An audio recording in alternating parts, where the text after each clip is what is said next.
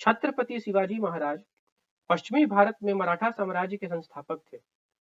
उन्होंने अपने समय के सबसे महान योद्धाओं में से एक माना जाता है और आज भी उनके कारनामों की कहानियां लोक कथाओं के एक हिस्से के रूप में सुनाई जाती है। अपनी वीरता और महान प्रशासनिक कौशल के साथ शिवाजी ने बीजापुर के पतनशील आदिल शाही सल्तनत से एक इनक्लेव बनाया। यह अंततः मराठा साम्राज्य की उत्पत्ति बन गया। शिवाजी ने अपने शासन स्थापित करने के बाद एक अनुशासित सैन्य और सुस्थापित प्रशासनिक व्यवस्था की मदद से एक सक्षम और प्रगतिशील प्रशासन लागू किया। शिवाजी अपनी नवोन्मेषी सैन्य राजनीति के लिए जाने जाते हैं, जो गैर पारंपरिक तरीके से इर्द गिर्द केंद्रित थे, जो अपने अधिक शक्तिशाली दुश्मनों को हराने के लिए भूगोल, गति और आश्चर्य जैसे राजनीतिक कारकों का लाभ उठाते थे। हेलो एवरीवन, मेरा नाम नीतीश पांडे है और मैंने एक न्यू सीरीज स्टार्ट की है जिसमें हर एक पर्सनालिटी के बारे में मैं आपको बताऊंगा। ये बहुत ही एक इंफॉर्मेटिव वीडियो होने वाली है, लेकिन इस वीडियो को स्टार्ट करने से पहले आई रिक्वेस्ट एवरीवन कि आप इस चैनल को सब्सक्राइब करें एंड वीडियो को लाइक एंड कमेंट करें। आप इस चैनल पे यूपीएससी रिलेटेड सब्जेक्ट्स को भी पढ़ सकते हैं, जिनके प्लेलिस्ट हम लोगों ने बनाया है। ये सारे कंटेंट फ्री ऑफ कॉस्ट हैं। जो भी सीरियस यूपीएससी एस्पिरेंट्स हैं वो वाइट सर को कांटेक्ट कर सकते हैं ऑन व्हाट्सएप 7200681675 टेस्ट सीरीज और फाउंडेशनल वीडियोस के लिए। Childhood and early life.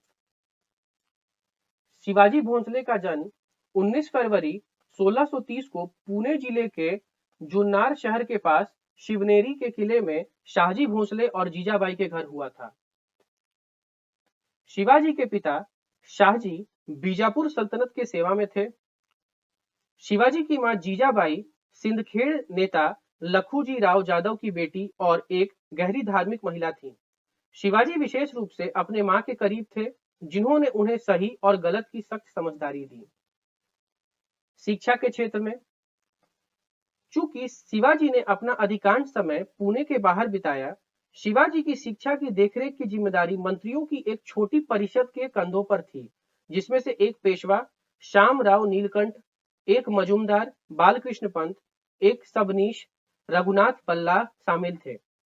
Shivaji को सैन्य और मार्शल आर्ट में प्रशिक्षित करने के लिए कान्होजी जेठे और बाजी पल्लाकर को नियुक्त किया गया था। शिवाजी का विवाह 1640 में साईबाई निंबालकर से हुआ था।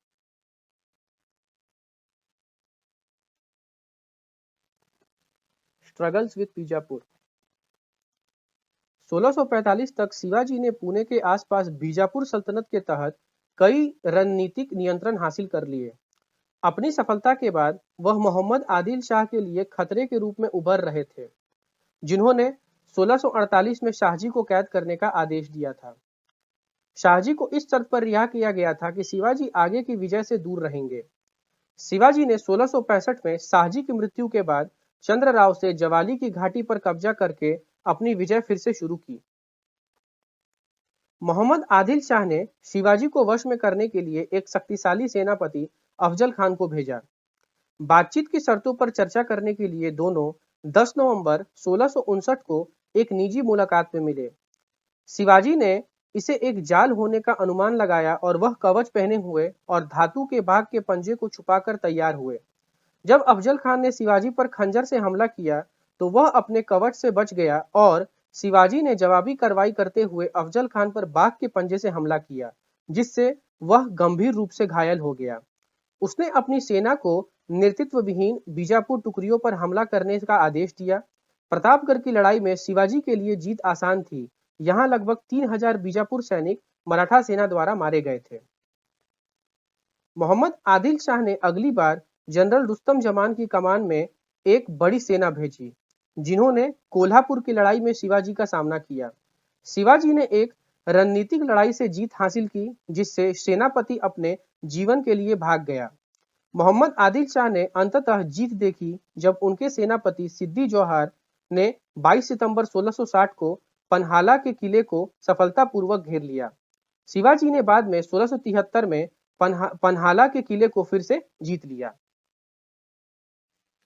Conflicts with the Mughal. Shivaji के बीजापुर सुल्तान के साथ संघर्ष और उनकी निरंतर जीत ने उन्हें मुगल सम्राट औरंगजेब के रडार पर ला दिया। औरंगजेब ने उसे अपनी शाही इरादे के विस्तार के लिए एक खतरे के रूप में देखा और मराठा खतरे के अनुमूलन पर अपने प्रयासों को केंद्रित किया। 1657 में टकराव शुरू हुआ जब शिवाजी के सेनापतियों ने अहमदनगर और जुन्नार के पास मुगल क्षेत्रों पर छापा मारा और लूट लिया। हालांकि औरंगजेब के प्रतिशोध को बारिश के मौसम के आगमन और दिल्ली के उत्तराधिकारी की लड़ाई के कारण विफल कर दिया गया था। औरंगजेब ने दक्कन के गवर्नर शाइस्ता खान और उसके मामा को शिवाजी को वश में करने का निर्देश दिया।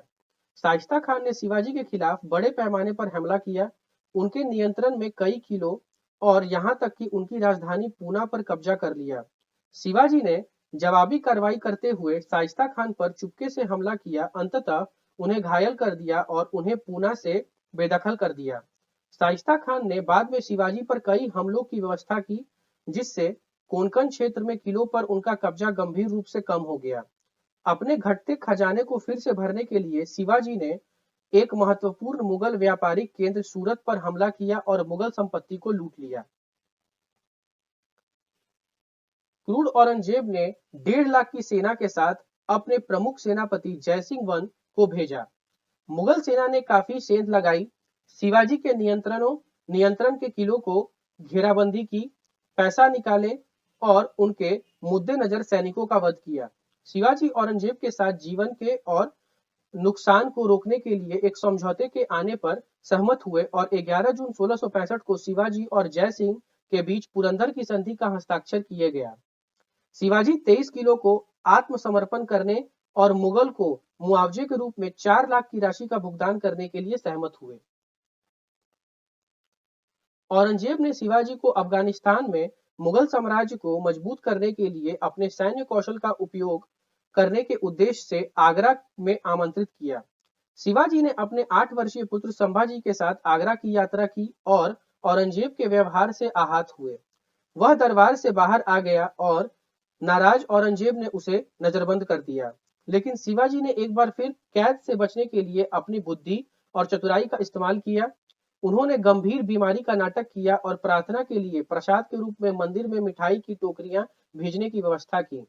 वह एक वाहक के रूप में प्रसन्न थे और उन्होंने अपने बेटे को टोकरी में छुपा दिया और 17 अगस्त 1666 को भाग गया।